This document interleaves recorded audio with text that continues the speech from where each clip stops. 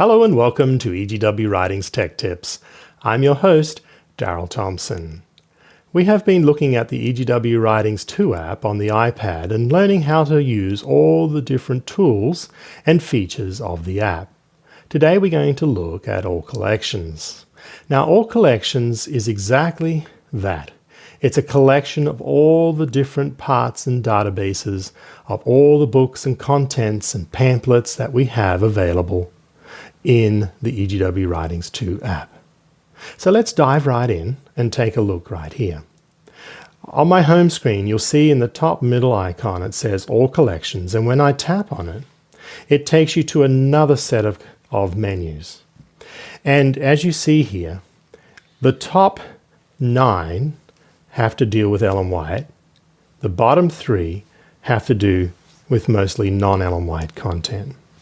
So you've got reference material, the Bible, and Adventist Pioneer Library. But everything above the top 9 are all Ellen White.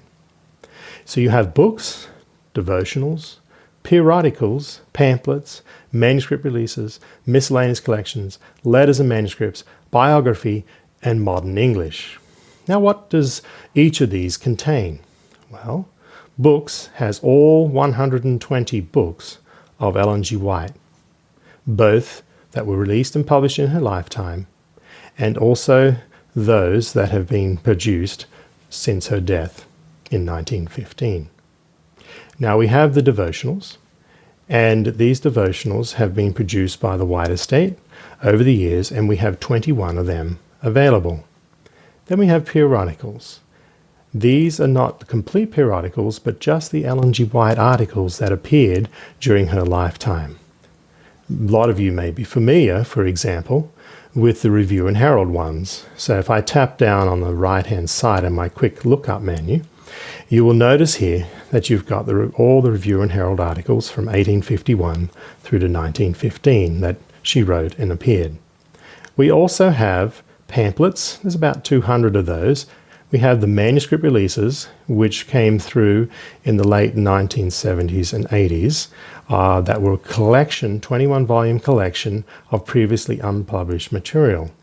Then we have miscellaneous collections that other notable evangelists and preachers had put together, and researchers and historians on her writings.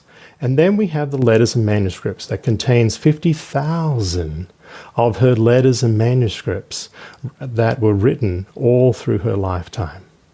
And then we have a biography collection, and then we have modern English. So that is basically the corpus of what it contains.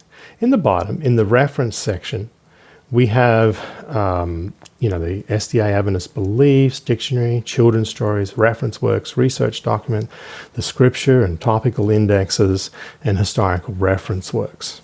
And then we have in the Bible, we have versions, concordances, dictionaries, and commentaries.